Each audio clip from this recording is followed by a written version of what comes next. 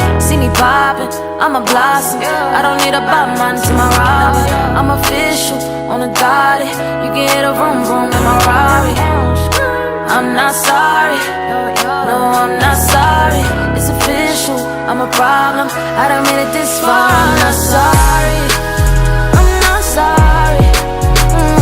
Hey girl, hey, welcome back to my channel and welcome back to another video. If this is your first time here, welcome my loves. Please stick around, don't be a stranger, and do consider subscribing. If this is not your first time here, you already know the drill. You keep coming back to see me for a reason, so you better be subscribed, honey. You know I'm a vibe, that's why you coming back to see me, boo. You know I am, so don't be a creeper. Come on in and join the family. Come on in and join the family. Because I see you watching me. Watching me, honey. I see you. So come on in and join the family, guys. Guys, happy April. Today is actually April the 1st. And it's raining. It is an ugly Saturday, guys. It is an ugly Saturday. But we're going to be grateful because God allowed us to be alive to see this Saturday. There are so many people who didn't make it out of the bed this morning. There are so many people who didn't wake up this morning. We did. So even though it's raining and it's dark and it's not a beautiful day, we're gonna make it a beautiful day, girl. We're gonna make it a beautiful day, girl. So guys, y'all see the thumbnail. Y'all know I don't do that clickbait stuff. If I say this is what my video is, that's what it is. So guys, we are going to talk about it. I'm going to dig into it in this video. I'm not going to do it in my car. I just started my video off in the car. But y'all, we're going to get into it. We're going to get into the foreclosure. Yeah, a lot of y'all questions that y'all are emailing me and sending to me on Instagram. Listen, some of y'all may not have been here for a while, but those of you who have, y'all already know I am not like a big Instagram person. You know, today is April 1st. I'm gonna be answering a lot of questions that some of you guys sent me in November, December, January on Instagram. I'm not ignoring you guys. I just don't do Instagram like that. So baby email me at my Ify Constance email address. Some of the questions are going to come from that. Guys, I'm just getting into everything. You know, my kids, my book that is coming out next month. Girl. So you guys are going to get a little snippet today of what's going to be in my book when it comes out next month. And let me tell you guys, because y'all know when I start, you know, talking in my videos, I'm gonna tell you what it is, and I'm not gonna hold nothing back. You know I piss a lot of people off when I begin to speak it, because I don't say anything because I'm upset or because I feel a certain type of way. I don't open my mouth and say one thing about anybody or any situation without the receipts, honey.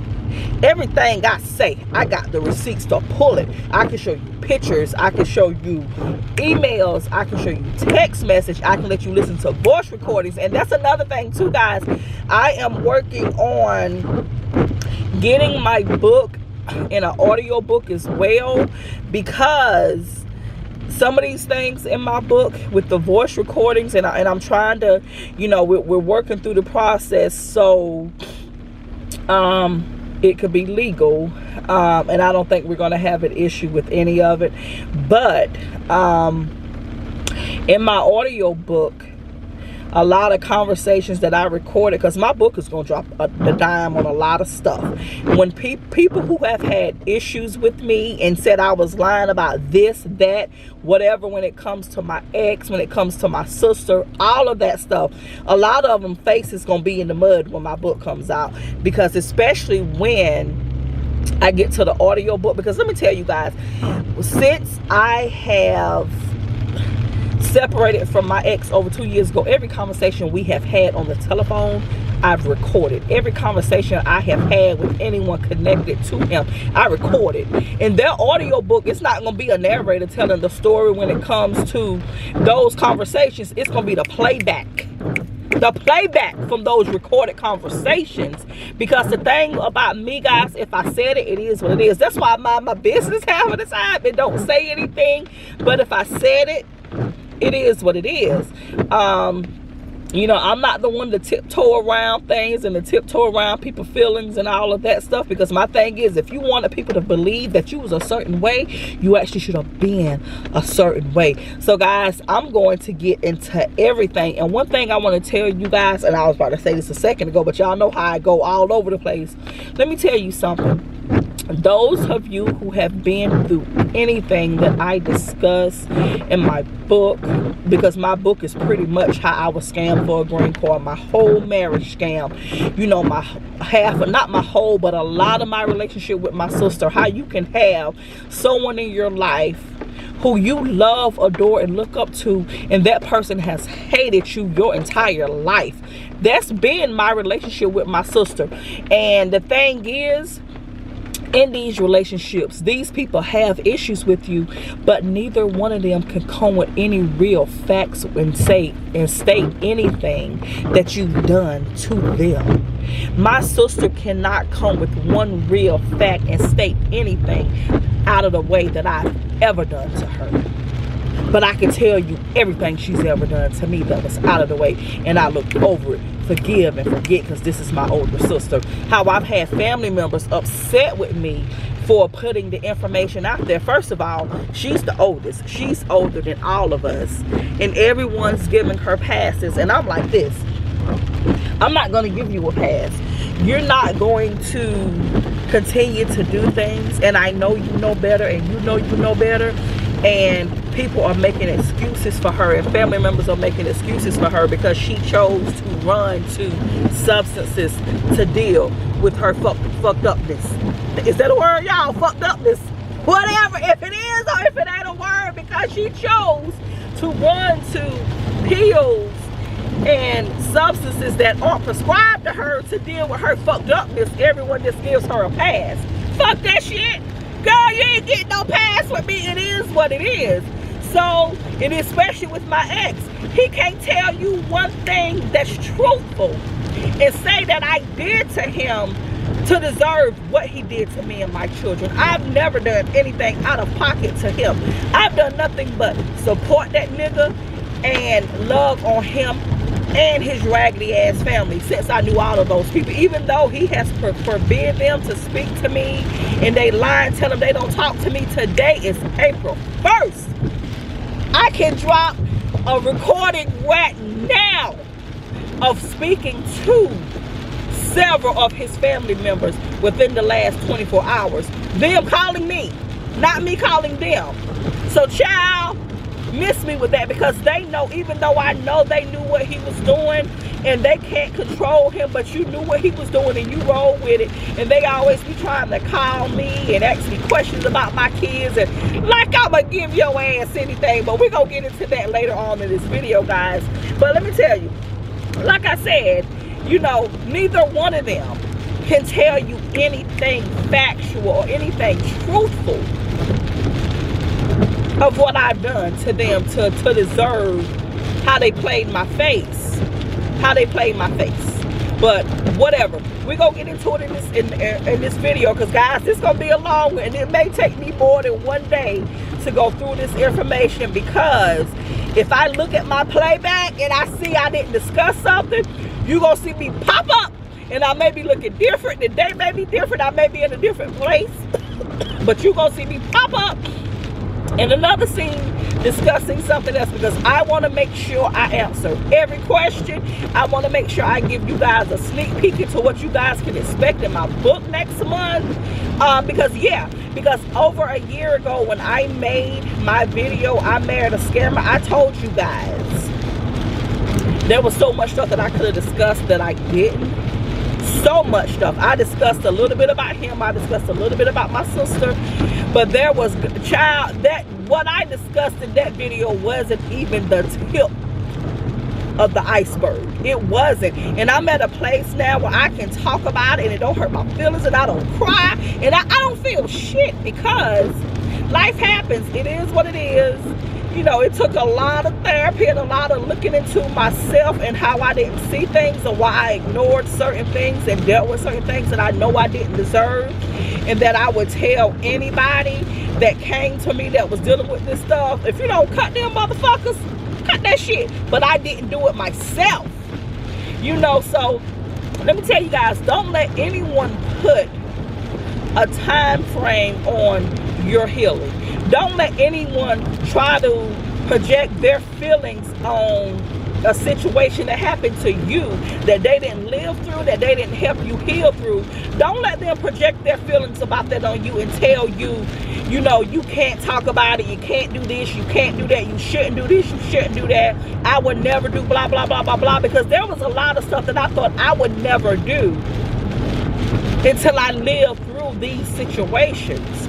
You don't know what you would do until you live through something, girl.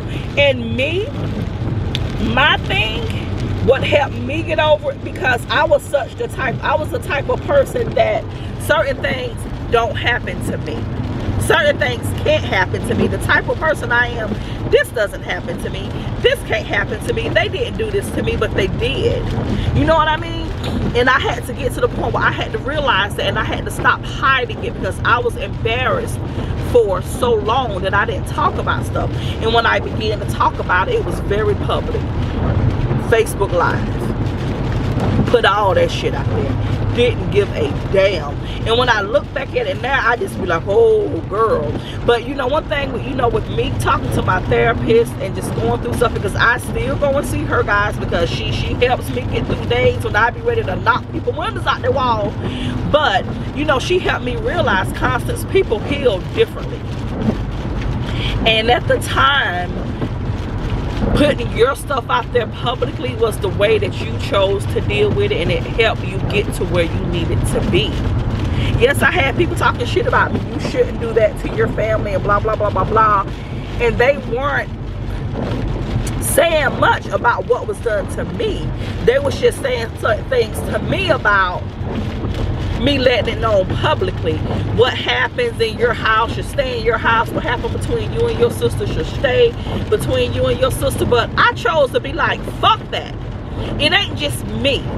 It ain't just me. And I found so many people who were dealing with so many things who have contacted me. Guys, when I tell you, I have built such a community that have, many of these people have become family to me. We're not blood related, but we've become family. Like, the love is real, because we know they can relate to it, and they had similar situations with family, embarrassed because people like to hide shit. But my thing is, I wasn't hiding anything. I put that shit out there because, first of all, when it comes to sibling relationships, I have 5 fucking children. 5. So, and I'm gonna make sure that my children don't have any secret animosity against one another, hate one another, or anything like that. I'm gonna make sure I work hard to do that. So all that generational stuff that happened with me when we were younger, it stopped with me. It's not going to carry on to my children. So whatever. I put it out there, and I had to do the work not only for me but for my children, because I know it's going to be to a point where I am old and gray, 150, 200 years old, because that's how long I plan on living, girl. And I'm not going to be here with my children anymore. But what I teach them is going to be, it's always us over everybody. We're always going to love, take care of, and support one another. It doesn't matter. We're never going to be envious of one another. We're never going to be jealous of one another. When my children have issues, they don't go for days being upset with each other and all this stuff. We handle that shit right then. We go through everything, because I want to make sure that there's nothing left out.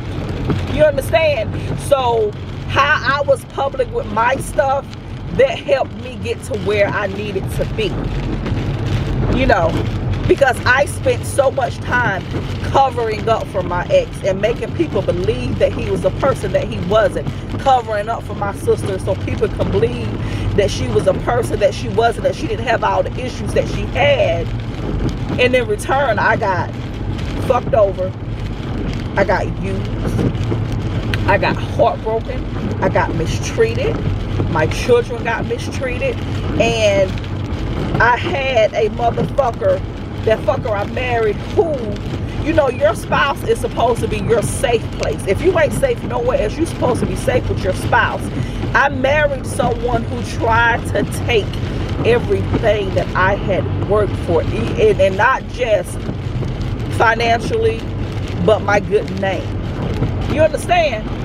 Because he wanted people to believe that what happened between us was because he wanted people to believe what happened between us was because, and I'm going to go ahead and put this out there just in case I forget to say it somewhere else, was because when we were together, I kept having miscarriage after miscarriage after miscarriage after miscarriage. But look at God, as soon as we separated, one round of IVF, guys. One round. That's all it took. God knew who he wanted me attached to and who he wanted in my everyday life. And the thing about it, when we got together, it was not a secret before we even got serious and dating. Well, before I believe we got serious and dating, because he was never serious with me. He knew that after I had Nadia, I had my tubes tied. So for us to have a child, it would either be IVF or I would have to have a reversal. So it was no secret. So we knew it was going to be a process going into the marriage, because it's not something that I hid. But guys, I'm gonna get into it. It is raining. I've been talking for almost 20 minutes. I'm not gonna cut one moment of this clip out, but I'm gonna get into it when I get over to the boutique. And yeah, we gonna dive into everything, guys. This gonna be one of them long videos, because we gonna dive into everything. And like I said, don't you let nobody tell you what your healing looks like. And if you have one person in your life that tries to tell you what your healing look like and what you should and shouldn't do because of what people are thinking, what people are saying, fuck them people. They need to be, fuck them people. Because those people who really love and care about you and riding with you no matter what, they gonna help you push that shit out. They gonna help you get that shit off of you. They gonna do everything they can do to help you get that shit off of you. Period. And they ain't gonna change. Their face gonna always look the same. Always, whether they with you or not. They always gonna ride for you. And it ain't always gonna be your blood family. Because out of all this situation, my blood were the ones who treated me the worst. I had people who I never believed would ride with me the way they have. My blood treated me the worst. That's why I don't fuck with them now. It ain't no anything that I don't wish them bad. I wish them nothing but greatness in life. I just know where we stand, and when people show you where y'all stand, believe them. I don't wish them nothing at all when it comes to, you know, bad. I want all of them to eat. I want all of them to prosper. I pray for all of them to do well. We just won't do it together. Because I see where we stand. Because when I needed them, they gave me their asses to kiss. Because I was speaking my truth, what I lived through. They didn't even have the decency to contact my children. Cam always have had a cell phone. Nadia has always had a cell phone. Jayla has always had a cell phone. They used to all know their numbers. They don't now, because I changed all of their phone numbers. But they didn't even reach out to my children. Knowing my children was with me and they lived through it and they were old enough to understand, they didn't even reach out to them. Are y'all okay? You know what I'm saying? So fuck with who fucks with you, ride with who rides with you guys. This gonna be one of them real videos. It is what it is. Straight into it, honey. So when it comes to like the foreclosure, my children, and all of the questions that you guys ask me, some of the ones that you emailed to me, the majority of the ones that you sent on, you know, in my DMs on Instagram, all those questions really concern my ex. So I am going to discuss a lot of stuff with family and my sister first. So because I'm gonna keep the subjects together, I'm gonna keep them together so you guys will follow me. But one of the things that, and I'm gonna say it again, I know I said it in my car, but I'm gonna say it again, don't allow people to dictate what your healing process looks like. Don't allow anyone to dictate what that looks like for you, because it's going to look differently for everybody. If people are really rocking with you and fucking with you the way that they say they do, they gonna be there through the good, the bad, and the ugly, and when it gets good again. Because trust me, it may not look like it's going to be good right now, because wherever stage you're in your process, but baby, it gets better. It gets a whole lot better. Trust me, it gets a whole lot better.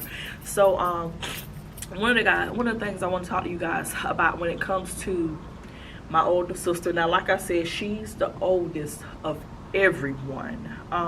So we're supposed to be looking up to her, but it's like every situation she's causing drama and trying to cause division and everything. And guys, this right here, of course I put this, you know, in my book, and I went into more detail with everything, but I've never had a conversation with anyone concerning what I'm about to tell you guys, other than, you know, with my mother and with my grandmother Nez. And if you hear me say mama or my mama, let me explain to you what we did. Like when we were growing up, my mama, that's what we called my mother. Mama, that's what we called my grandmother. So if you hear me say my mama, I'm talking about my mother. If you hear me say mama, I'm talking about my grandmother. So just you know, just in case, you know, I do that, because I still find myself doing that when I discuss them with anybody. The night my mama died, I was not with her in the hospital. She died at McLeod's Hospital in Florence, South Carolina. And that was one of the only nights that I just didn't stay the night with her. I don't know what it was about that night. Because I usually stayed every night with her, and she wanted me to stay every night with her, because when she wasn't in pain, you know, she was talking to me, you know, saying things, because she was in her right mind. Up until the moment that she passed, she never lost herself and who she was. But that night, she didn't want me to stay with her. So I went to Dillon, South Carolina. My best friend Wanda. Me and Wanda have been friends, guys, over 27 years. We can go a year without seeing or speaking to each other and nothing changes. Those are the kind of friendships y'all hold on to. I love her. But I went to Wanda's house and I stayed the night with her, and you know, she stayed up with me all night. I talked to her and her sister Sharon and their grandmother Gracie, like, all night. I just cause I couldn't sleep, so I stayed the night, you know, with them. And like I said, that was I believe my mother knew she was going to pass away that night, because she did not want me to stay with her that night. And at the time, guys, I was pregnant with Cam. And the last conversation that I had with her, and when I tell you guys the look on her face during this conversation, I don't want to start with the waterfalls, guys, and then my lashes coming off, but the look on her face during this conversation, it hurt my mother to her core to have this conversation with me, because I can look at her and tell. But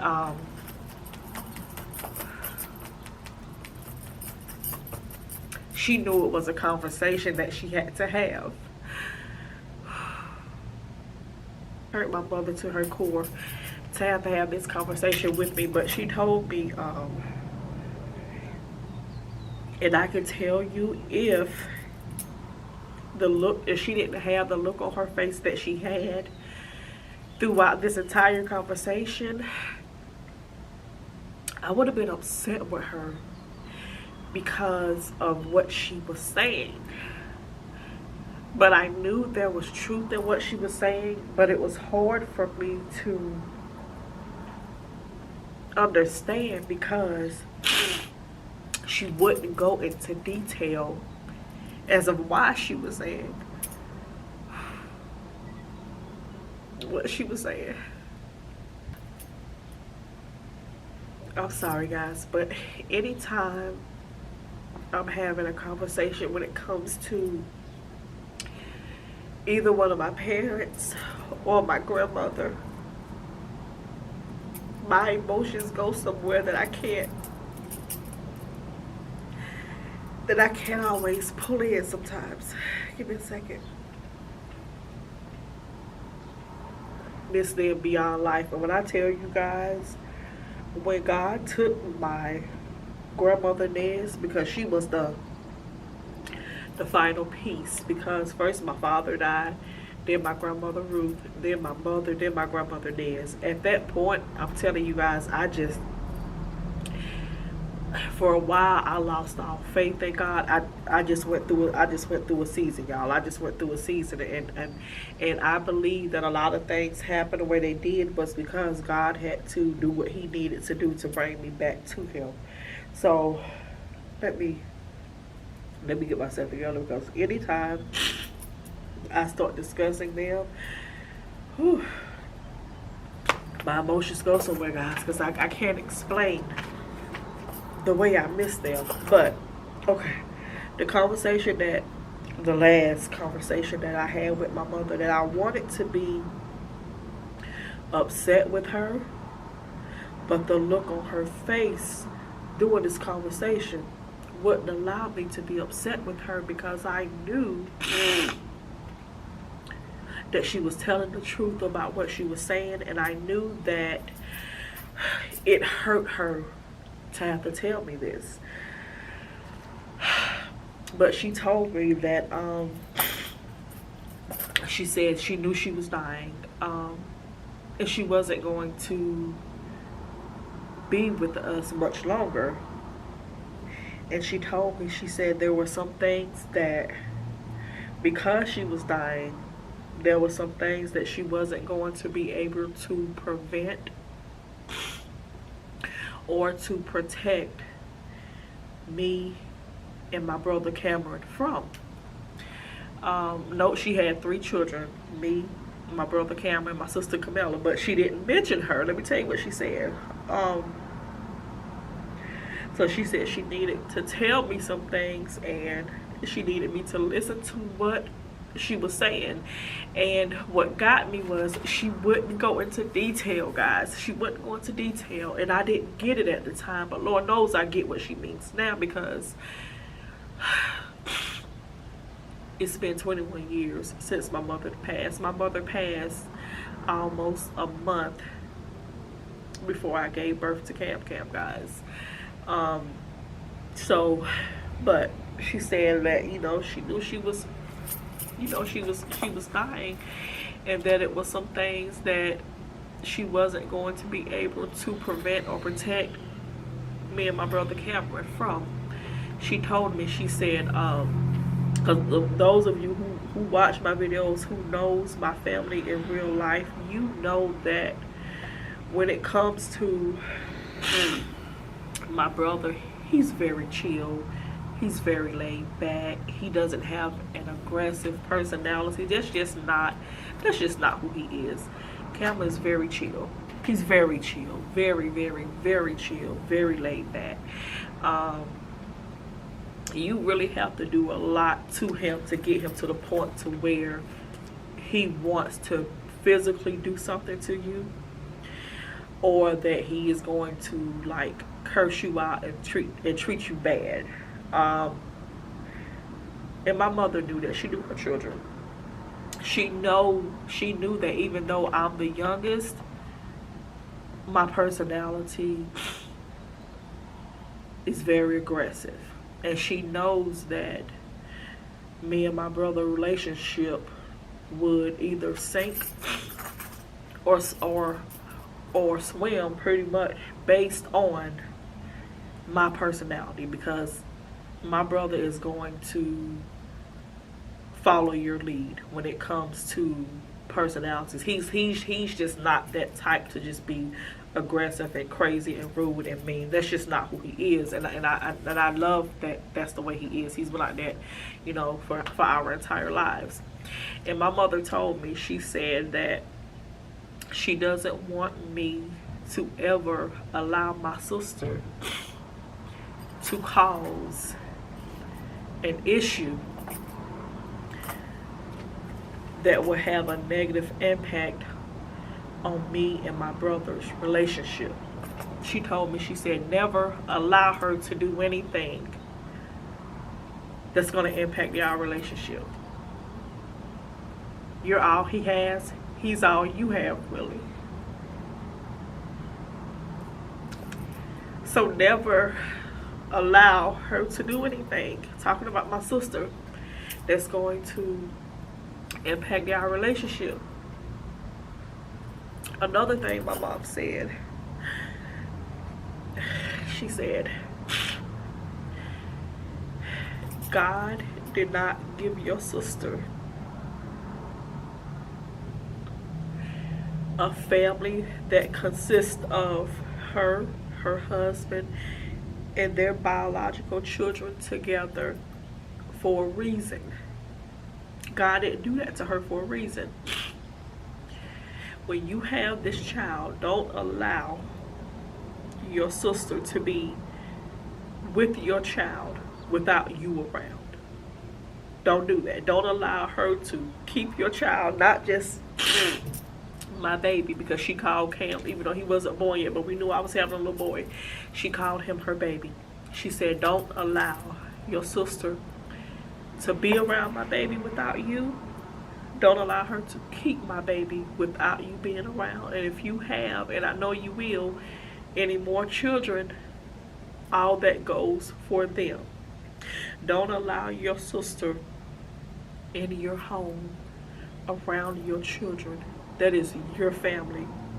Don't allow who she is around your children and with your family. Be very careful. Be very careful.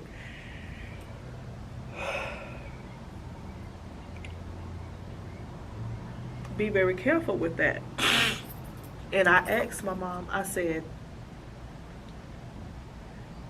Mom, why would you say that? Mela is not a stranger. This is your older daughter. She's not a stranger. What happened? What's wrong? And guys, I'm going to tell you a lot of stuff growing up that was happening with my mother's side of the family, you know, like with my mom and my sister and all that stuff. I wasn't privy to because I was with my father until he passed. And after my father passed, that's when I went back, you know, with my mother. But a lot of stuff, guys, I didn't have privy to, so I didn't know some things that were going on, and I was younger. So some things I just, you know, I just didn't pay attention to. I didn't know. And like I said, I wanted to be upset with my mom for saying this stuff, but the look in her face, it hurt her soul to say that to me. But the look in her eyes when she was talking, I could not be upset about it. And I'm going to tell you, I didn't listen to her. Lord knows I didn't listen to her. When I gave birth to Camion, my grandmother Nez, she was with me. My Aunt Teal and her friend, you know, they came by while I was in labor, but they were on their way to work. Child, I was screaming and all kind of food. It was my first child. I was in so much pain. I was just scared, and I missed my mom. My grandmother was there, and I thank God that she was, because I don't know what I would have done without her. But I really missed my mom, and her death was still fresh. You know, my mother, she hadn't been in the ground 30 days, so it was still fresh. So, I don't remember how old Camion was, but I was at my grandmother's house. And it was just me and my grandmother in the front room of her house. We was watching TV, and she was holding Camion. And I said, Ma, I need to ask you something. And she said, go ahead. And I told her what my mother had said to me, the last conversation I had with her. And I said, Ma, why would she say that? I said, what is it that I don't know? And let me tell you guys something about my grandmother. She wasn't real big on talking shit about people. She wasn't real big on saying anything about someone that wasn't true. She was real big on giving your family second and third and fourth and 25 chances. She was real big on that. She was real big on family no matter what, holding your family together, forgiving your family, and staying with your family. Family over everything. My grandmother was real big on that, no matter what you did. But I asked her, I said, Ma, why would she say that? And I told her, I said, I've been thinking about it and thinking about it and thinking about it. Because at this time, guys, my sister was one of the people that I loved to life. You know what I'm saying? Ride or die. Didn't matter what it was. Whatever she called me for, I'm there. Whatever she needed, if I could do it, I'm there. It doesn't matter. Drop of a dime, I am there. No matter what, I'm there. So I didn't understand. And my grandmother didn't say much. She looked at me, and my grandmother looked at me and she said, Ladybird, I'm gonna tell you this, because guys, that was my grandmother's nickname. My grandmother gave all us nicknames. Mine was Ladybird. She said, I'm gonna tell you this. She called my sister Monk. That was a nickname she gave her. She said, your mama said what she said about Monk. Your mama had good reasons to say what she said about her. Your mom didn't tell you why she said what she said. I'm not gonna tell you why your mama said what she said. But listen to what your mom said and do what your mom said do. That's all my grandmother said. And I wish at that point that my grandmother's word would have been enough with my mom's word for me to really take both of what they said in, because neither one of them never really, when it came to serious stuff, neither one of them never told me something that they shouldn't have told me. Never. They always gave me the for real, and it was always what it was. But I didn't take in what they said. It wasn't until all the stuff started happening with my ex that I actually saw who my sister was, y'all, and how she really felt about me. And I love this. I have loved this girl my whole life, and she has hated me my whole life. My whole life. And she can't tell you one thing that I've ever done to her, because I can sit here and truthfully and honestly say I have never done anything to hurt my sister or to put her in a situation where she wouldn't be okay. Never in life would I ever.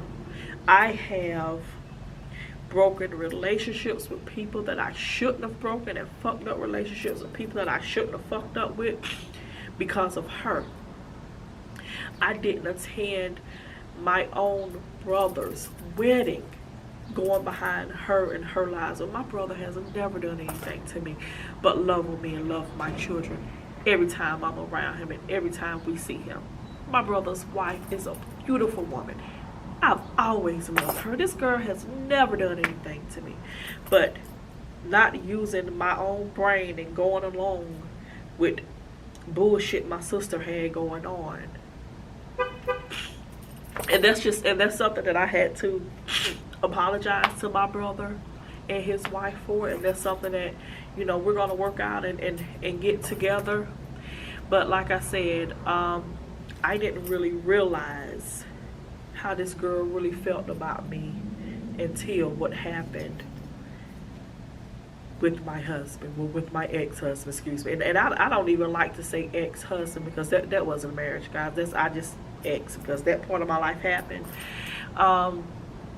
And let me tell you, when I really start to see things and really start to be told things, every one of my sister friends and our older family members, because I have older cousins that when I went on Facebook Live when I was pregnant with the twins and ripped my sister asshole anew,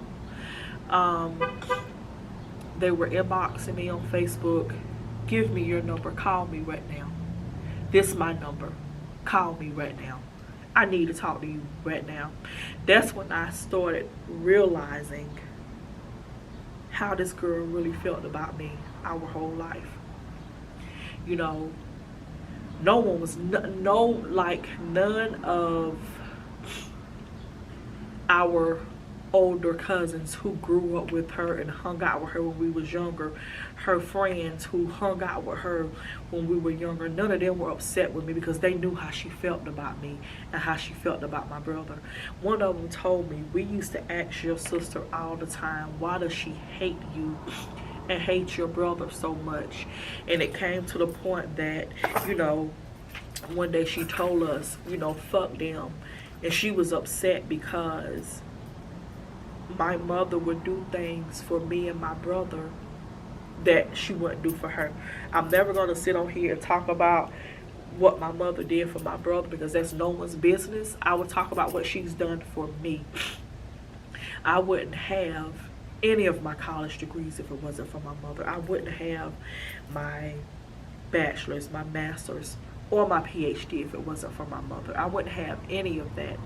You know, when it comes to where my finances are right now, they wouldn't be as stable as they were if it wasn't for my mother. And that talking to, you know, her friends and our cousins, I start understanding why my sister was able to do what she's done to me. I understood why my mother would do all these things for me and my brother and wouldn't do anything for her. My mother wouldn't put no money in my sister going to college for. My sister got her first place. My mother won't pay. She ain't pay for nothing. She ain't help her with her first car. Like, my mother put no money out there to help my sister with anything. And I had to tell myself after hearing all this information and getting all this information from cousins and family members and friends, and why would my sister care for me and what I have going on when she didn't care about her own mother? My sister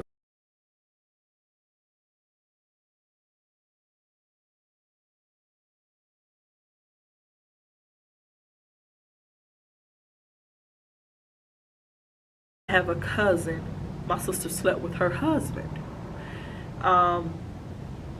One of our neighbors that lived down the street, he was a police officer, married man. My sister had sex with this man. Evidently, he was the man that she got pregnant from. My sister had a baby, got pregnant, had a baby from this married man. And I think she was a teenager. I think she was, from what I was told, she was 18 or 19. I don't know. One of the two. I don't know. But had a baby with this man, one of our neighbors' husbands. This man was a police officer in the town we live in, Clio, South Carolina. Got pregnant from this man, knew his wife, knew this man's children, went to school with this man's children, was friends with this man's children. Got pregnant from this man, left the baby in the hospital. Ever since then, she has never been able to get pregnant again. There was something surrounding someone getting murdered in that town, in the town that we grew up in. Talking to two of her friends that she hung out with, they told me, they said one of the reasons that we stopped being so tight with her and doing how we used to do with her, because we know that she helped set that person up for that to happen to them. We used to ask your sister why she talked about you and your brother so bad, why she treated you and your brother so bad. Whenever your mom would be at work and she would be with you guys, why she was always hitting on you guys and talking bad about you guys, and just stuff when we knew y'all weren't bad children. And it was because, you know, a parent knows. A parent knows who their child is. And for my mother to be the way she was with her, she knew. And my mother knew what she was saying.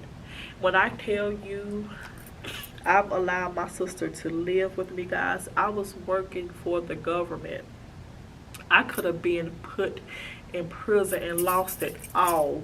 She was going online, having ordering prescription medications from wherever they was coming from, having them sent to my home. I found out about it because Nadia was almost one. She was one or almost one, maybe a little after, over one. But she had just started walking. Definitely wasn't talking, but had just started walking. And I still have these little pictures of her. I'm going to put her up on the screen on how she looked at this point, because I love this picture, because this was the day that I actually found, that I took this picture, that I actually found it. She had something in her mouth. And you know, when they're that young, they eat everything. And I went to it and I pulled it out her mouth, and it was a pill, and it hadn't started dissolving yet, but it was really wet with her saliva. And I said, what the hell is this? I don't take any type of prescription medications.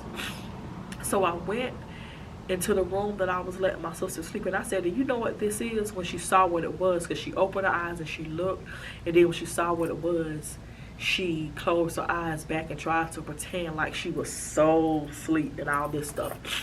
So she used to talk to one of the other neighbors across the street.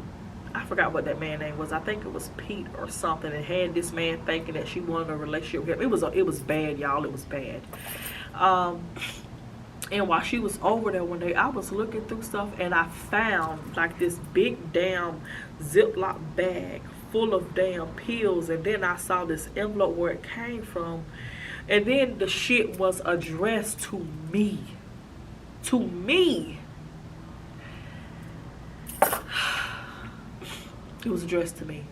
I was working for the government at the time.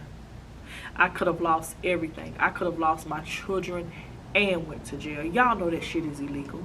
You know it's illegal. Guys, listen. Yeah. And I'll save that for another time. And I'll discuss all what happened with that in my book. And, you know, I'm going to just leave that, let you guys read it. But, like, it was just so much stuff. It was just, like, so much stuff. And the day that I went live on Facebook and ripped her ass a new, guys, I was laying in my bed minding my own pregnant business. And she started messaging me, talking about my ex and what he did and how happy he was, and what his sex game is like, and what him and her did, and where they did it, and how they was gonna do it again. And I asked her which broke down crackhead roach hotel she was at, so I could come shake her ass. Because the thing is, at that point, I already knew who he was. I didn't give a damn about that. I didn't give a damn about that, over that. Knew I was never going back into that again. I knew what I had escaped from, and he's somebody else's problem. Didn't care anything about that. But this is my sister. The person who I have done so much for, who have tried to help do so much for when it comes to her substance usage. Putting myself out there when it could have hurt me and my children, and she didn't give a damn. I haven't seen her since then, guys. But I'm going to tell you, when I do see her, it has nothing to do with him. This is my sister. And like I said, I will always love her. I would never fuck with her again, but I will always love her. But when I do see her, we got to get active for a little bit. We got to get very much active. We do. We got to get very much active. And that's all I got to say about that. We got to get very much active on site, wherever it is. very much. When she got her first apartment, my father furnished that apartment for her. My father. Mine. And not only furnished it, purchased her food. Washington, D.C. What was she? Either D.C. or Maryland. Y'all know I say Maryland and D.C. the same thing, but people from Maryland and people from D.C. always let me know not to do that. But my father furnished that apartment. He bought her food for that apartment. Left her with the money when we left that apartment. When she bought her vehicle, he gave her money for that. And I think that was one of the reasons that she hated me so much, because God gave me what she wanted. She wanted children, but God don't trust her with children. You know? He didn't. The relationship that I had with my father, she never would be able to have that. She never had it, because her father, of course he's passed on now, but she never had it. And with me always being with my father, and anything that I wanted or needed or thought about, I always had it. And she hated that. You know, I kept my hair done, new clothes, new shoes. My father had a seamstress who made my clothes. If we went somewhere and I couldn't find what I wanted, I could tell her what I wanted and what I wanted to look like, and this lady would make it. You know, so it's yeah. And I think that's what it was. I think that's what it was. And one of the last times that my children was with her, Kemi, Angela, and Nadia, I went to Nigeria, guys. And I left them with her. I was there for 2 weeks. I left them with her.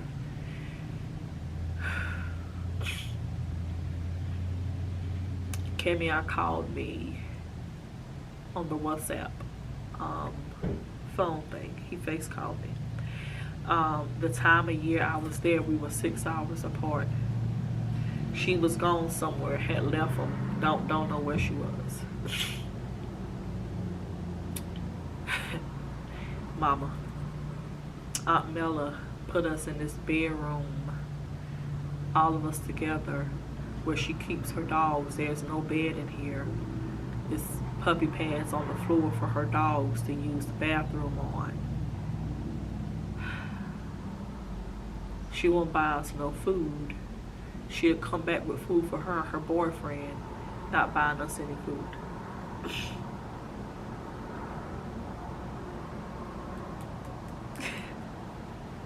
My mom told me. She told me to never. And that was the first time that I had ever left my children with her without me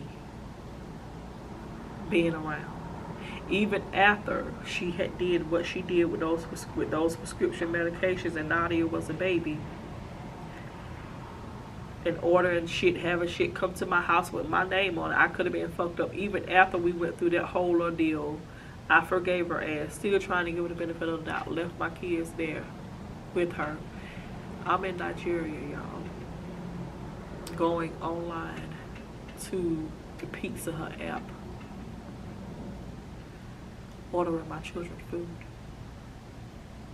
paying for it on the app, having it sent to her house so my children can eat.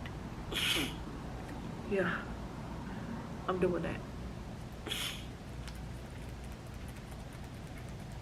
My friend April, because at the time my sister lived in High Point. I don't know where the bitch is now.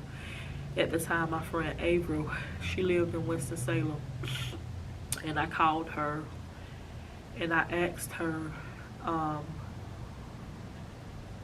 you know, I told her what was going on, and I asked her, is there any way that you could go get my children and let them be with you until I get back? I was trying to change my flight and stuff, and it just wasn't working. It just wasn't working out. It's difficult to make changes, you know, to flights when you're in Nigeria coming out. Even though if you ever traveled abroad and you needed to change your flight coming from Nigeria, you know. So My friend April had some stuff going on with her home at the time. She had just bought a new home. Her old home had did some flooding. It was going to be too much for her to do that. But my friend April went to Walmart and bought air mattress and comforters and took over there to my children so they won't be sleeping on the floor. She also was taking them food until I got back there. In the house, you had rooms with beds. Why would I leave there? You put my children in a room with no bed. You work now. You staying in a house, your rent is $400. Don't have no food. And you put them in a room, but you keep your dogs in.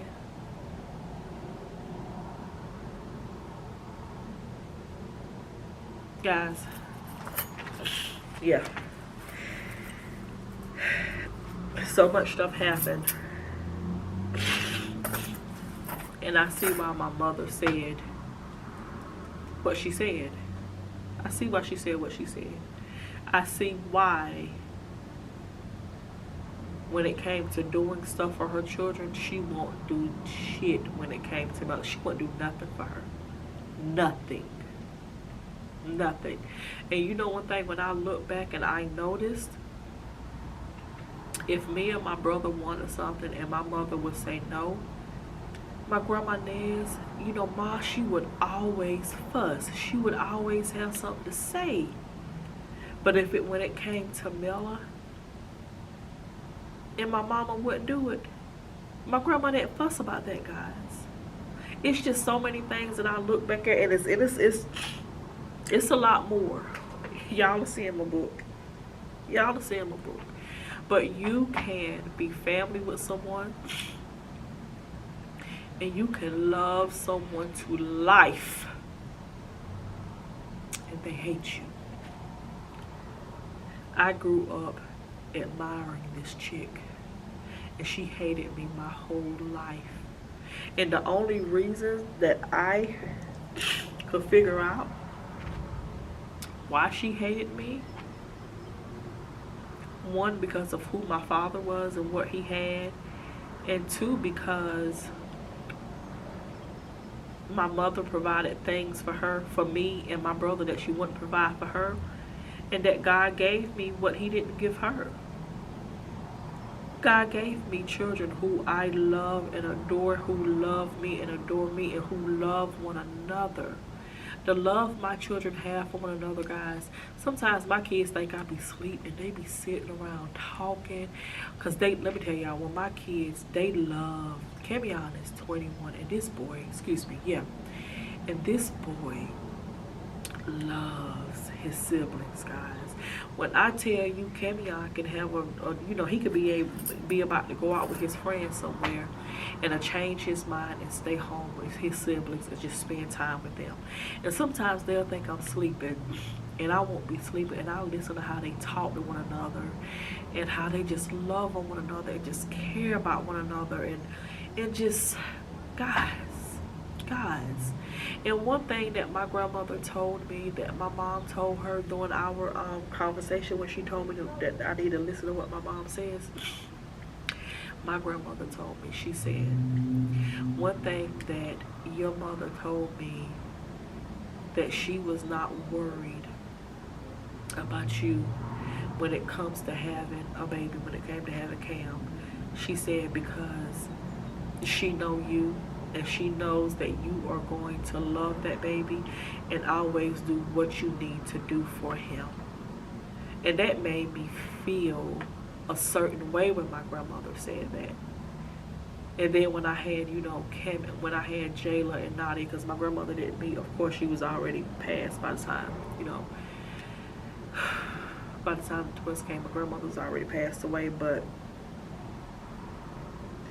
just to hear her talk about how good I was with them, and how she never ever worried about them not being okay with me. And to hear my aunt say that, you know, how her and my grandmother used to talk, and she would say, my mom used to always tell me she never worried about you with them kids. She would always say, and then she would talk like my grandmother, you know, because if my grandmother, if they weren't calling me Lady Bird, they was calling me Nada. Nada real good with her babies. I don't care what she do, she gonna make sure that baby's taken care of, and she gonna do what she's supposed to do. And that made me feel good, guys, because I know that I work hard for my children, and I'm always going to work hard to make sure that they're taken care of. That was one of the main reasons that I had to get my physical health under control and my mental health under control, because I had to be present and alive and okay for them, because there was no backup. There was no backup. My backup didn't exist. You know, neither of my grandmothers are here. Neither of my parents are here. My backup didn't exist. It's me or it's nothing. So that's why I'm the way I am with my children. I protect them at all costs. Do whatever I have to do. But it gets more into this in my book, guys. And you guys, yeah, you guys will see, because I dig a whole lot deeper into this in my book. In my chapter, The Awakening, I discussed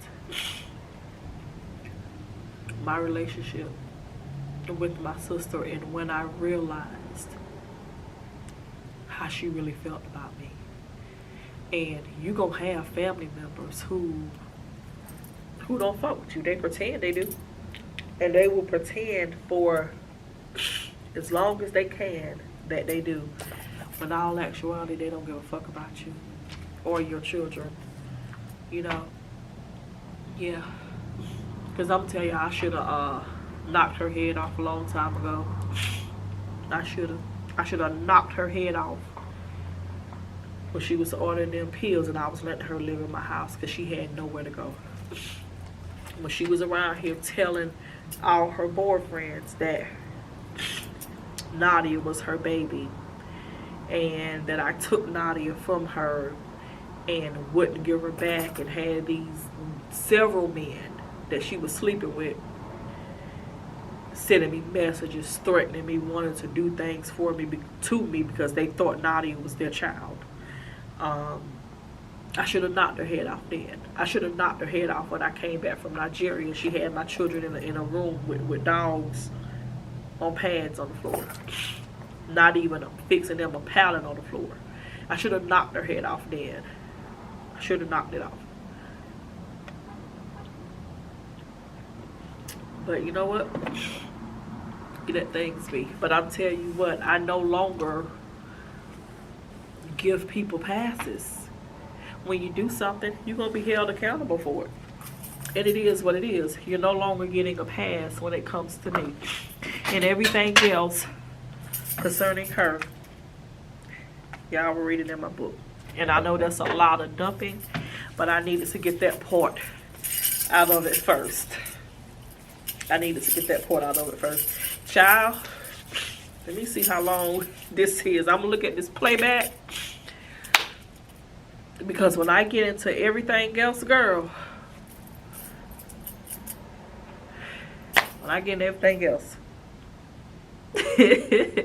y'all questions and the foreclosure and my kids, and like, because I give no access to nothing. Yeah. So let me get myself together, because when I anything that I discuss when it comes to, because I miss them, y'all. I do. I miss my parents. I miss my grandmothers. I do. So anything that it comes to me discussing them, everything about me changes. I miss them. They were good people. And that's why I feel like I lost my mind for a long time after they passed away, and just lost all faith in God, because I'm like, God, how could you take them? Because I felt like there are so many people out here doing nothing but sucking up air, and you take them? you know, people who people love. When my mother passed away, there were so many people at her funeral, guys. People were standing up around the walls, and we was in a huge church. People standing up around the walls in the church. People all outside. People were in the back of the church. They had to have speakers outside and in the back of the church for everyone to hear the service. My father was the same way. My father employed so many people. They didn't have a lot of enemies. People loved my parents. People loved my grandmothers. Oh God. My grandmother Nez. Oh God. I don't think I could name one person who had a problem with her. And I'm like, God, you took them all. You took them all. So when I talk about them, because the way I miss them to this day,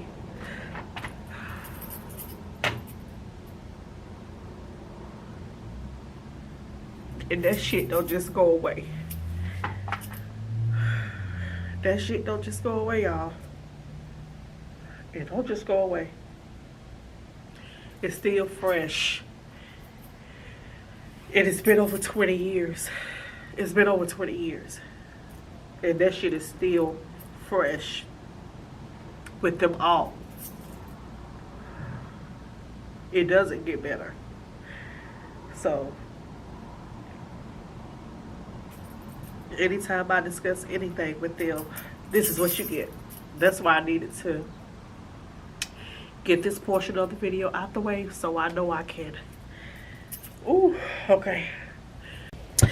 Hey y'all, so it is another day. It is Sunday, guys. I had to get my emotions together from yesterday, guys.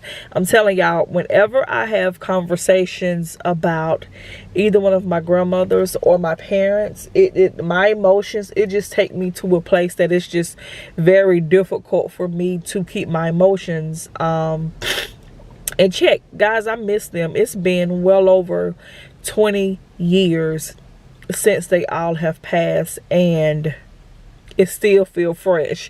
You know, people will tell you that it gets better. For me, it hasn't. I've been able to manage and live with it, but it doesn't get better. It doesn't get better.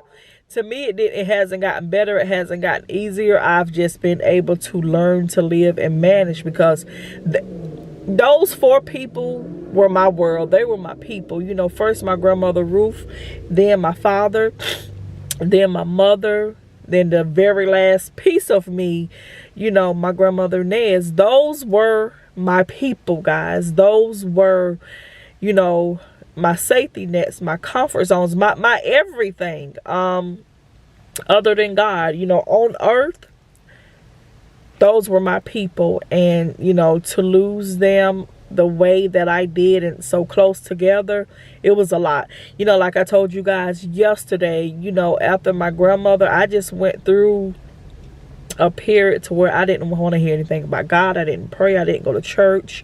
It was just a lot. And I'm a true believer that God allows you to go through things, so those things will bring you back to Him. And I truly believe that a lot of things have happened in my life for me to get my mind together and go back to God the way that I'm supposed to. But you know, let me finish with what I left off with yesterday, guys. I didn't even watch the playback. I was so emotional. I didn't even watch the playback from yesterday. And I know when I do, yeah, it's gonna a water bucket. That's what I'm gonna be. But let me say this to you guys, because when I think about it, and from conversations that I've had with some family members, I'm gonna say this to some of you parents. When you have children and you have something going on with that child's father, don't take that out on your children. I've had some family members tell me that they believe that's why my mother and my sister's relationship was like it was. I can't confirm or deny that. You know, my sister is a lot older than me. I wasn't around. I didn't experience that. So I can't say that's what it was with them. But I told them if that's what it was, they didn't have shit to do with me. You know, at the end of the day, that had nothing to do with me. And it's not just me. All of our very close family members who have done nothing but ride or die for my sister, she has done something to fuck over every single one of us. And everyone just forgives and forget. And I told them, I'm not doing that anymore. We are going to normalize holding people accountable for what they do. I'm not giving her any more passes. Y'all have to do that. Normalize holding them accountable, because they're just going to do it over and over and over and over and over again. I look at how many things that my sister has done that I should have knocked her head off her body for. It should have been some rumbles in the jungle. Either I was going to knock her head off or she was going to knock my head off, but heads was going to roll. I look at so many situations that I overlooked, that I shouldn't have, with my children, even before I had children. But I'm like, this is my sister. This is my sister. This is my blood. I gotta always be there. I gotta always show love, even if I don't always feel that way. But like I was saying, there were some family members who, you know, talked about how difficult her childhood was. But I can say this, and I know this to be factual, even though I wasn't born then, because like I said, she was older than me.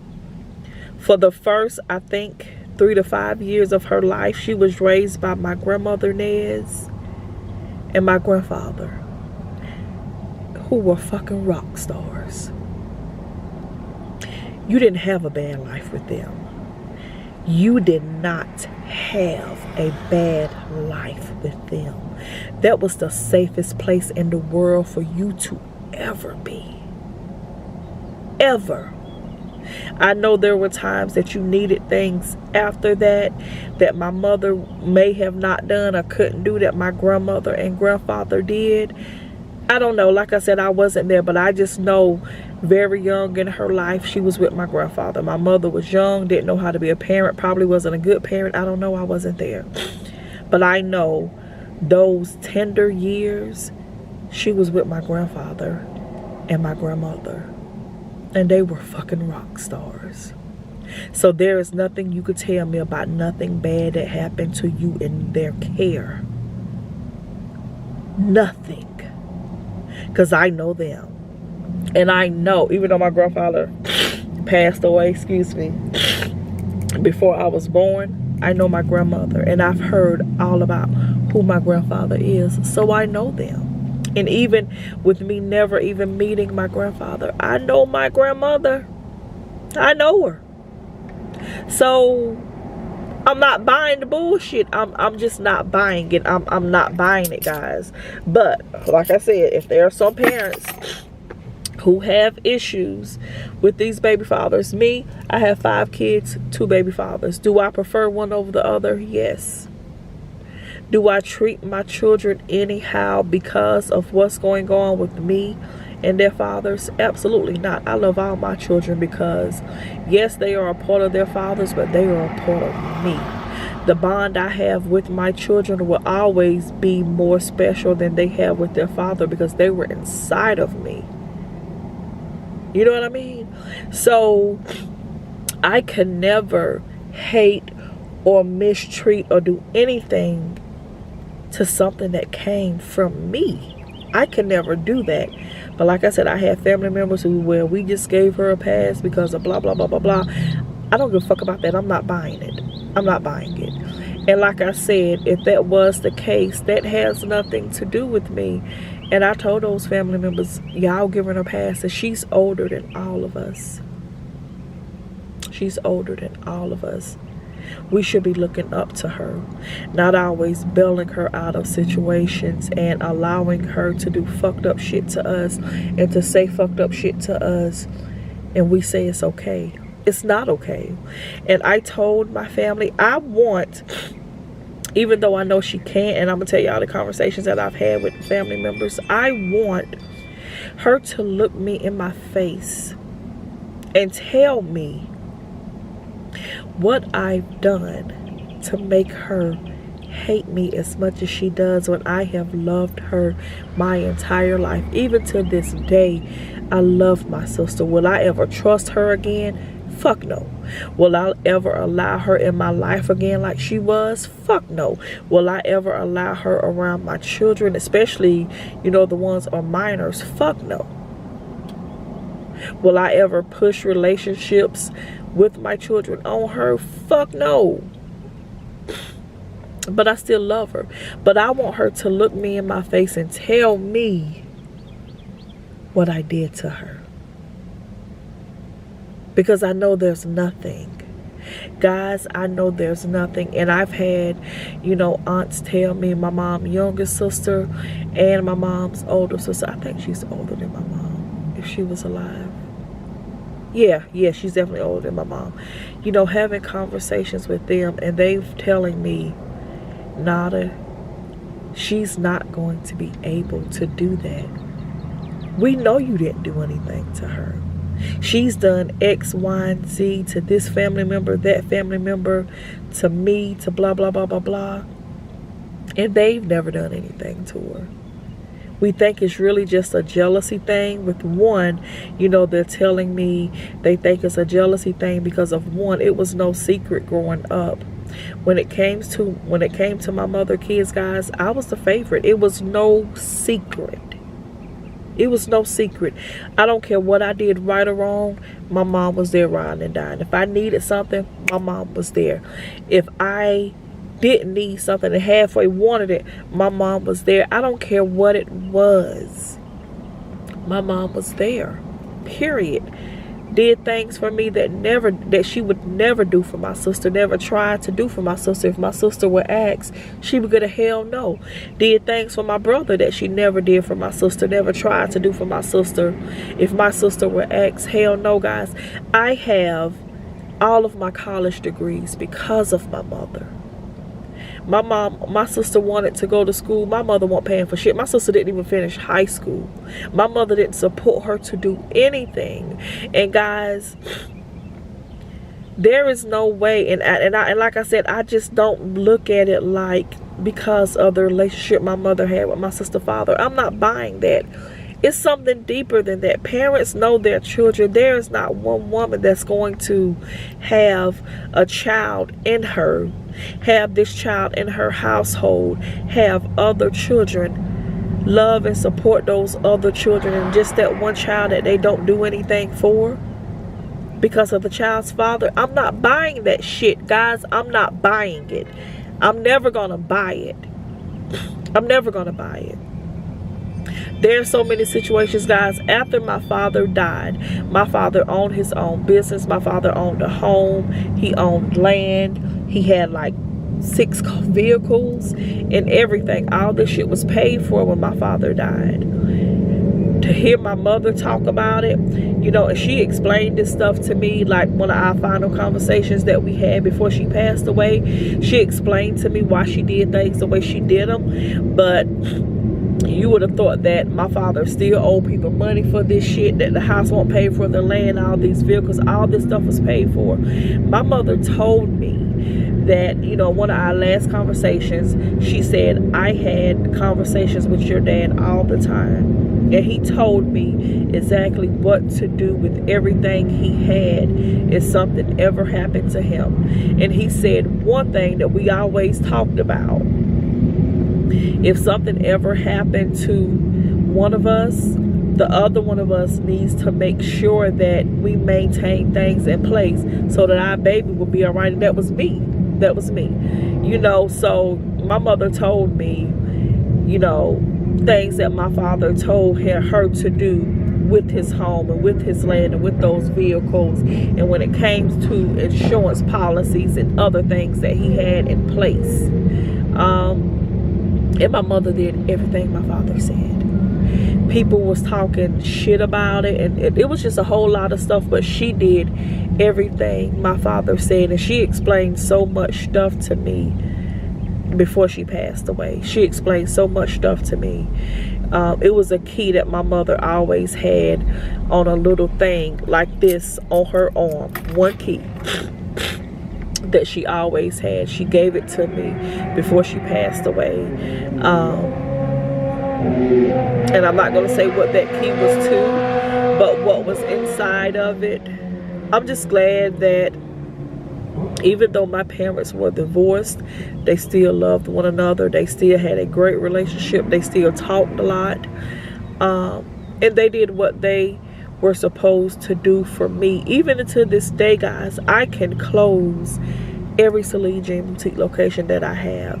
I can not sell one more property in real estate. I cannot work another day at my job. I can choose to sit home and do nothing for the rest of my life, and I will be okay financially because of the things that my parents put into place for me. And because when it came to my father and the things that he had, and him trusting my mother, because he knew my mother was going to do what he said, no matter what, no matter how mad anyone got at her, because he knew, and she knew.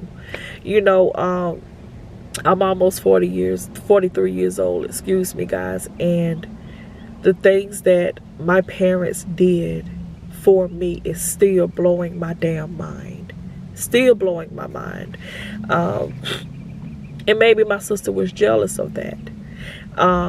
Because, you know, when my father passed away and it came to some stuff she wanted, and my mother pretty much told her, hell no. Hell no. So maybe she was jealous of that. Maybe she was jealous of who my father was and all the things he done for me. In my video yesterday, guys, I was so emotional. I don't know, but I think I told you guys how if I wanted it, I had it. You know, I always had new clothes. I always had new shoes. If it was something that we couldn't find in the store, my father had a seamstress that made my clothes, guys. If I couldn't find it in the store, I would tell this lady what I wanted and she would make it for me. There was nothing that I want that I didn't have. Never. You know, even with my mother, with her job, you know, she worked in a factory all her life. She didn't make a lot of money, but what she did have was mine. If I wanted or if I needed something, it was mine. She did everything she could for me and my brother, and didn't for my sister. And there's no way that she was like that with my sister for no reason. It was deeper than whatever she felt about my sister's father. I don't know. I know I had family members tell me that my sister slept with one of my mother's old boyfriends. It could have been that. You know, I know for sure my sister had sex with a cousin of mine husband, when she called me that night talking about my ex-husband and how she'd had sex with him and all this stuff, you know. And I had, you know, one of my family members tell me, well, you know, she do those pills, maybe she was high out of her mind when she said that and all this stuff. But I told them, I don't care. I don't care if she did it or not. The fact that she would say it to me, the fact that I am her younger sister and I've done nothing but love on her my entire life, the fact that what happened with me and my ex made her happy, the fact that I was hurting and that my children was hurting made her happy. There's nothing else. And I want to have a conversation with her, and I want her to tell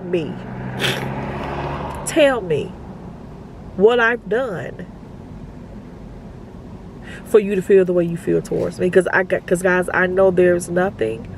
And you know, and I've had family members tell me, you're never going to get that because she can never give it to you, because we know you and we know how you have put your sister over everybody, how you have fell out with so many people for your sister, how your sister has caused so many problems and you always chose your sister. We know that she can't say there's anything you ever done. We've asked her what you've ever done to her, and the only thing she can ever tell us was fuck that bitch. She can never give us any example of nothing that you've ever done. So I know it's the jealousy thing because of how my mother was with me and how my father was with me and how God gave me children and didn't give to her. You know, she was given a child that she wasn't able to keep or couldn't keep. I don't know. I don't know. I don't know all the details around that. But the fact of the matter is, You had a child with someone else's husband, and you knew that was someone's husband. And you was out here doing what you was doing with him. You know, God doesn't bless mess. And she's always been messy. Always just been, you know. And guys, like I said, we got to normalize holding people accountable for things. I don't care who it is. We have to normalize it. And I'm going to hold her accountable on everything. But yeah, we're going to have a conversation because I want to know. I want to know. And guys, and I know this was a lot. I go into much more detail on so many more things in the chapter of my awakening in my book when I speak about my sister and that relationship. Because guys, just because your blood don't always make you family. You have family who wish you nothing but bad shit. And my situation is a living testimony of that. Even though I would have never done anything fucked up to her. Never would have done anything to hurt her. Never would have been happy about anyone doing anything to her. She was happy about it with me. Loved it. I could read your text messages. Loved it. Loved it. Was happy to call and tell me that she was having sex with my ex. Happy to tell me all about it. Loved it. Loved it. And like I said, my family was like, she probably was high, blah, blah, blah, blah, blah. Don't care. Don't care. No more excuses. We're going to hold everybody accountable, guys. And that's just, like I said, that just goes to show you have family who won't love and support you the way you love and support them. And that's okay. You move on and you let it be what it be. And like I said a little bit ago, parents, be careful how you treat your children. Because I can't say what happened and if she was treated any type of way with my mother because of how my mother felt about her father. I can't say that because I wasn't there. What I will say is, when her father passed away, my mother felt bad. My mother went over to the home and took things. My mother wanted her to go and wanted her. My mother always, I can say this, my mother always tried to get her to have a relationship with her father's family, even before her father died. And with her father, before her father died, she never would. So I don't know if I'm buying that. But there's some of you guys, if you were treating your kids a certain type of way because you feel a certain type of way with their fathers, don't do that. Don't do that, because that can cause a huge issue for your children in their adult lives. Not saying that's what it is, because like I said, I'm not buying it. But if any of you watching this are doing that, don't. Because that could cause an issue. That could cause an issue. You know, to me, I just think that's who she is, because she's done too many fucked up things to other family members, not just me. You know, she tried to cause an issue with me and you know, one of my baby daddies, with Joe. I won't say his whole name, I'm gonna just say Joe. She tried to cause an issue between me and him one time. I think it was after I had Jay. And I remember him telling me, and I cursed him out, but we've had a conversation about that since then. But I remember him telling me, Constance, your sister is so jealous of you. I don't know why you can't see it. I know she's your sister, but please open your eyes. I don't know why you can't see it. Because at the time, she had fucked up some stuff, and I never really got the whole gist of it. But I know she was running from law enforcement in Leesburg, Virginia. She had went into a pharmacy with some prescriptions that she stole from a doctor's office and wrote some prescriptions for some prescription narcotic medications and signed the doctor's name on them. And she was running from the police because of that. And like a fool, I was hiding her. That was my sister. I was hiding her. But that's not what she told me she was running for. It won't until she got arrested that I found out what she was running for. She told me she was running for something else. But won't get into the lie she told me, but that's actually what she had did. She had went into a pharmacy in Leesburg, Virginia with some prescriptions that she had stole, like some prescriptions off the doctor prescription pad, and had wrote and signed the doctor name, you know, and went to several pharmacies and got several different medications. But like I said, at the time I was hiding her stupid ass, because like I said, she told me she did something else. But you know, he told me, he was like, she is so jealous of you. You know, she's trying to come between our relationship, and you know, and at the time me and him, we were living together. And she tried to fuck our whole relationship up, you know, with one of my friends that used to come over, my friend Tammy. She stopped coming over because she would be, when I went around, she would be telling Tammy bullshit and that I never said, and then telling me, well, you know, Tammy was in her car and I heard her say this, and this while she was on the phone talking. Just trying to cause trouble with everybody. And even after all that, I still, that's my sister, still put her over all of them, you know. But even when me and Joe talked about it, because we talked about this recently, and I had to tell him, yeah, you were right, but we talked about everything. That's why I told you guys in that one, in the beginning of this video yesterday, you know, I've had people that come up and support me that I never, you know, thought would, the way that they did. Because when everything happened with me and my ex, and the stuff with me and my sister and all that shit was hitting at the same time, I spent a lot of time, Joe lives in Raleigh, I spent a lot of time in Raleigh, you know, with him and his family, just getting away from the Port of North Carolina that I live in. I just needed a breather, just talking through stuff with him, and you know, he just being there and being supportive, and you know, anything I needed, you know, providing me, waking up mornings, having $500, $600, $900, $1,100 cash apps from him some mornings. You know, I don't know if you need something, but if you did, I know you wouldn't ask me. So I just said, I'm sending you this. There were times that, you know, he worked for the state, get paid once a month. There were times that he would be sending me half of his paycheck. Joe lives with his mom. He's always gonna live with his mom. He helps his mom out with everything. That boy loves his mom. She loves him. You know, if he ever buys a house, he's gonna move her in. That's just their relationship. He does everything in her house, and he would be like, I really don't need any money. Everything he is paid for. We got food. You know, I know I sent you half of my check. If you need anything else, I'll send you the rest. I can pull this out of my 401k and send to you. Whatever you need, you just let me know. And that's why I say God sends you people when they need to be there for you. He sends them to you. And he was there. He helped me out with so many things. But yeah, guys, he told me your sister is jealous of you. And we had a conversation about it. But that was when Jayla was born. And we're talking about this you know, a few weeks ago. And Jayla's 17. You know. And it was so many things that, you know, he said back then. And he didn't say it, you know, hatefully. But he's very direct.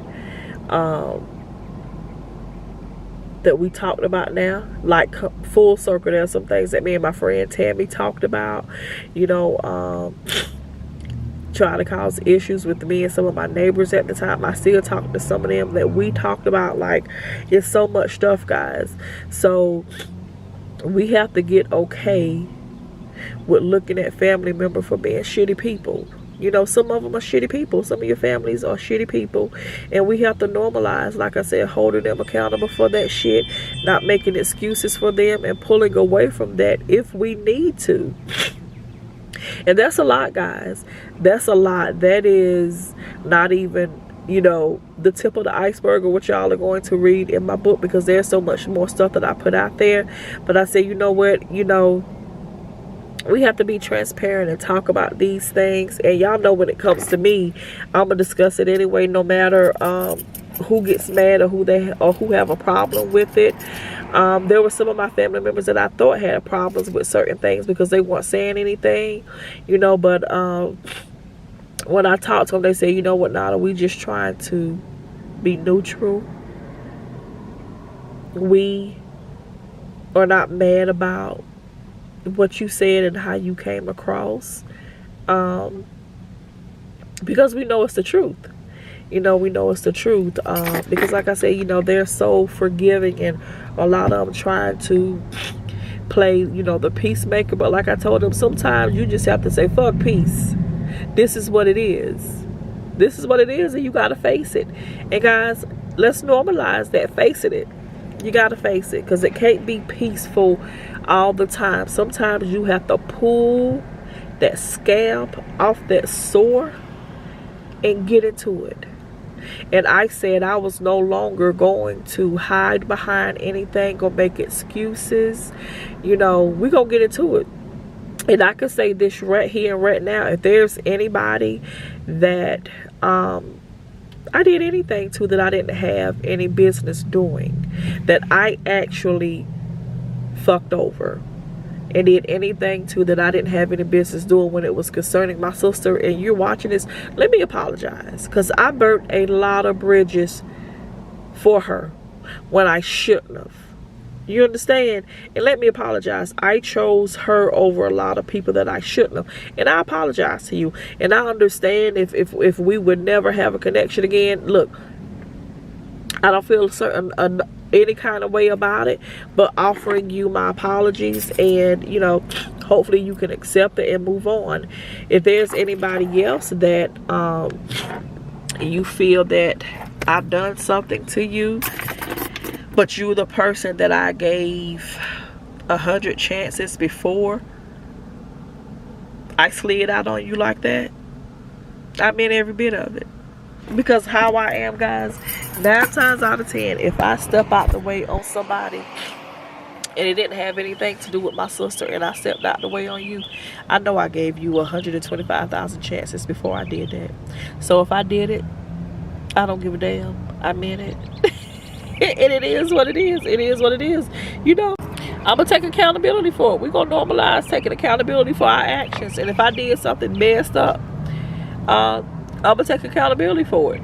You know, some stuff I care about, some stuff I don't care about. It is what it is. It definitely is what it is, guys. But we have to normalize holding people accountable, and have to normalize speaking our truth and being okay with not everyone responding correctly, or not. I'm not going to say correctly, but how you would want them to respond. Because when I first started speaking on the issues with my sister, I had so many people upset with me. Those same people who were upset with me are coming back to me now, discussing how they understand and how they're really not upset about my delivery, because my delivery was my delivery, and them knowing her and them knowing me, so they understand. So they understand how I love that girl, and of how, you know, my love for her didn't stop me from spazzing out the way that I did. And they know that she did something, you know. So I've not had one person that was upset with me that hasn't come back and said, we apologize for how we was. We should have been there for you and your children, because we know you and we know how you felt about your sister.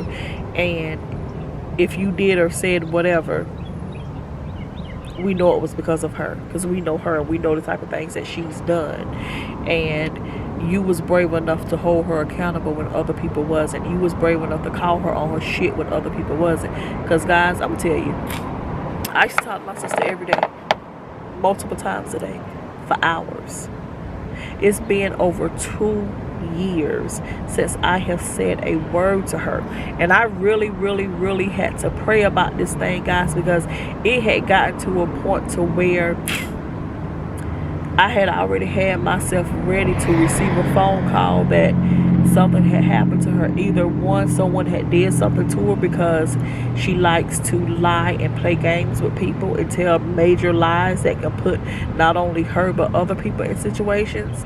Or 2, her drug usage. So I had already prepared myself for receiving a phone call. Your sister is no longer with us because X, Y, and Z. And I was at a point, guys, where if I ever received that phone call, I didn't care. And I had to pray about that thing, because I said, you know what, God? Yes, she did what she did. But I don't want to know something happened to this clown and me not care. So God, I need you to come into my heart and fix that. You know. Now, will I go run and be a fool like I was? No. Will I offer assistance from a distance? Maybe. But I needed to pray about that and have my moments with God, because y'all, I didn't care. We had a situation where something happened to one of our family members, and I thought it was her.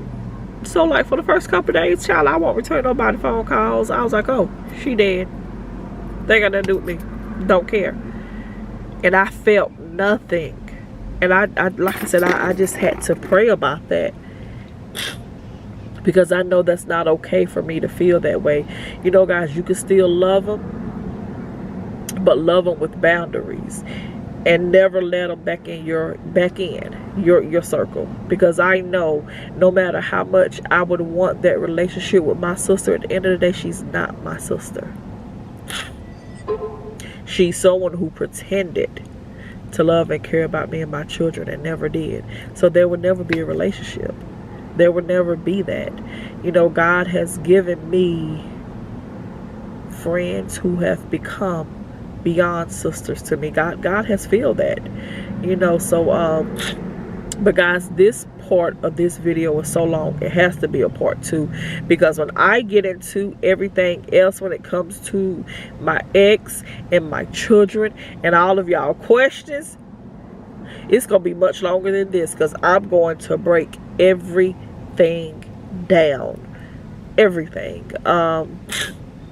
Because I've learned you just never know with being transparent who you're gonna help. And even though it's been over 2 years with me, you know, it still helps me to discuss it. You know, sometimes I wake up and I'm still in disbelief that someone would do that to me with who I am and who I've been. And, you know, it's still hard to believe that someone would knowingly do that to me and not give a damn. But it is what it is. But yeah, this is gonna be a 2-part video, guys, because this video will be 3 hours long if I put everything in the same video. In part 2, I'm gonna get into everything when it comes to my ex and y'all questions and my children and my opinions about certain things. And yeah, guys, we gonna get into it. So continue to watch for part 2, guys.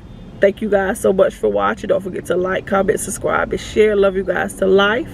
Love you guys to pieces. Don't forget to pray. Put God first. Love on those who love you back. And hold them motherfuckers accountable. Hold them accountable, guys.